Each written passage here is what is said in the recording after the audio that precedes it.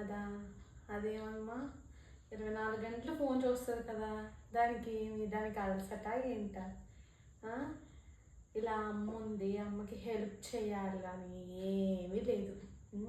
అమ్మ వంట చేయనా, అమ్మ బట్టలు మడత పెట్టినా, అమ్మ ఇల్లు తొడవనా, అవేం అడగదు.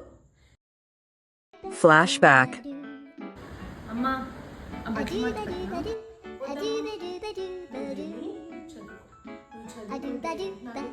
పని చేసింది వంట. అమ్మ కిచెన్లో హెల్ప్ చేయనండి. ఏం హెల్ప్ చేయనక్కర్లేదు, నేను చేసుకుంటాను. నువ్వు ఉన్న చోట్ల ఉంచితే చాలు. నువ్వేం ప్రత్యేకంగా పని చేయనక్కర్లేదు.